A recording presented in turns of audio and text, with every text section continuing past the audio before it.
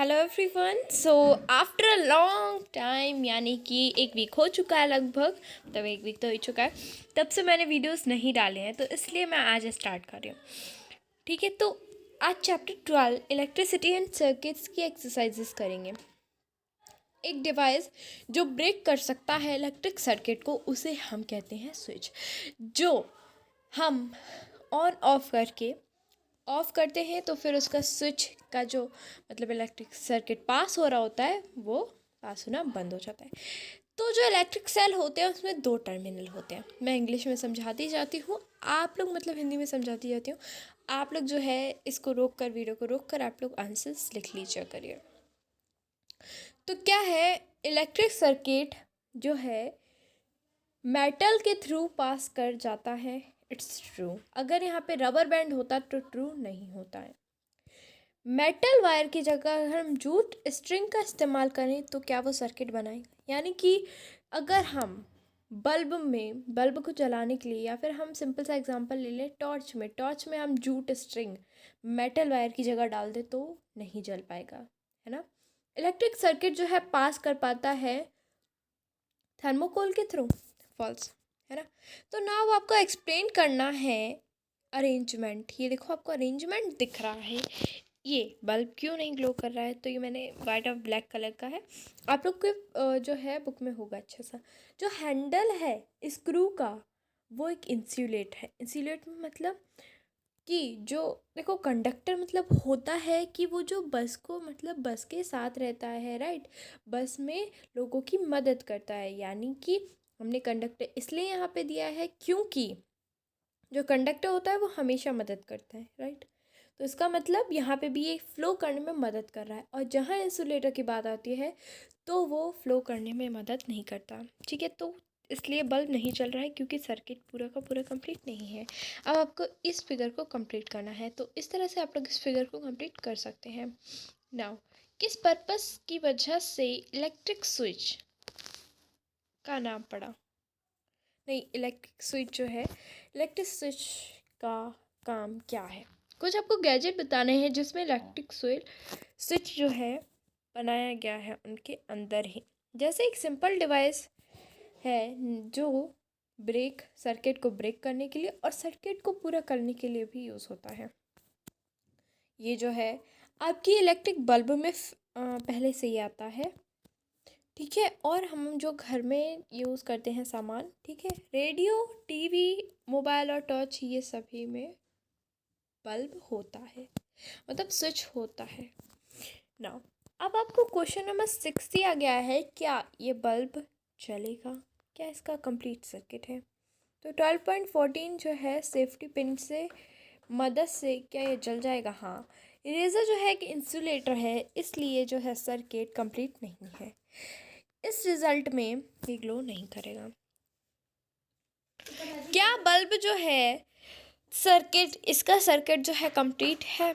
हाँ है। पर हम कैसे जोड़ेंगे जिससे कि ये ग्लो कर जाए? देखो, दोनों वायर जो है एक ही टर्मिनल से जॉइंट है, जिसकी वजह से इलेक्ट्रिक फ्लो नहीं हो पा रहा है। अगर हम इस तरह से फ्लो को बनाएंगे तो वो जल जाएगा, ठीक है। ऑब्जेक्ट कंडक्टर टेस्टर जो है हम इस्तेमाल करते हैं कि ये ढूंढने के लिए कि बल्ब जो है जल रहा है या नहीं। लेकिन जो है ये, क्या वो ऑब्जेक्ट इंसुलेटर होता है या कंडक्टर? क्योंकि जो है करंट का फ्लो वो जानने में मदद करता है ना। मतलब आपने देखा होगा कि जो कंडक्शन टेस्टर होते हैं, आपने देखा होगा, वो उससे पता चल जाता है कि बल्ब ग्लो कर रहा है या नहीं, या फिर इसकी एक्सपायरी डेट हो चुकी है या नहीं। क्योंकि तो फिर आपको बताना यहाँ पे कंडक्टर है ये या इंसुलेटर, क्योंकि जो है ये सारे ऑब्जेक्ट का फ्लो पता करने में मदद करता है, ठीक है। तो इसका मतलब ये है conductor. Why should an electric क्यों इलेक्ट्रिशियन रबर ग्लव्स का इस्तेमाल करता है रिपेयर करने के लिए इलेक्ट्रिक स्विच को घर में? एक्सप्लेन करना है।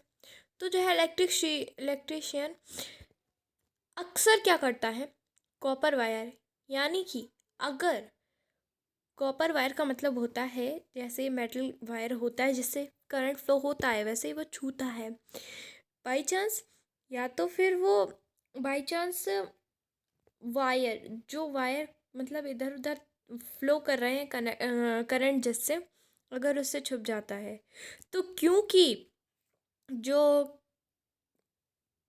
है ह्यूमन बॉडी जो है एक बहुत अच्छा कंडक्टर होती है, तो इलेक्ट्रिक शॉक लगना मानी सी बात है। रबर एक इंसुलेटर होता है, तो जब भी वो लोग रिपेयर करते हैं तो इलेक्ट्रिक शॉक खा सकते हैं, या फिर उनका फ्लो जो करंट है वो फ्लो की वजह से उन लोग को करंट लग सकता है, इसलिए वो लोग रबर ग्लव्स का इस्तेमाल करते हैं। ठीक है, तो हैंडल्स जो हैं, स्क्रू ड्राइवर, पिलर्स, इलेक्ट्रिशियन क्यों इस्तेमाल करते हैं, जिसमें यूजुअली मतलब अक्सर प्लास्टिक या रबर कवर्स होते हैं, क्योंकि इंसुलेटर के बिना इलेक्ट्रिक टूल जो है उससे इलेक्ट्रिक शॉक हो सकता है, जो भी उस चीज़ को इस्तेमाल कर रहा है। वुड और प्लास्टिक जो होते हैं बहुत अच्छे इंसुलेटर होते हैं, जो डायरेक्ट कांटेक्ट में इलेक्ट्रिक सर्किट के नहीं आने देते हैं। ठीक है, तो इस वजह से जब भी कोई जिंदा इंसान उस प्लास्टिक या रबर को पकड़ता है तो फिर वो आसानी से बच जाता है। लेकिन अगर बाई चांस उसमें नहीं होता है प्लास्टिक या रबर का कवर, तो करंट जो है बॉडी हमारी पास हो सकती है, करंट हमारी बॉडी से पास हो सकता है, क्योंकि अभी मैंने बताया क्योंकि हमारी बॉडी एक बहुत अच्छी कंडक्टर होती है, इस वजह से हमें एक्सीडेंट हो सकता है। इस तरह से हमारा ये पूरा चैप्टर कंप्लीट हो गया। अगर आपको ये मेरा नया बढ़ाने का तरीका अच्छा लगा है, so don't forget to like this video, and I hope आपको समझ में आ गया है आज का वीडियो। और नहीं आया है तो आप लोग मुझे कमेंट सेक्शन में बता सकते हो। Then meet you next video, क्योंकि अब मैं कंटिन्यू लाती रहूँगी, एंड बाय बाय।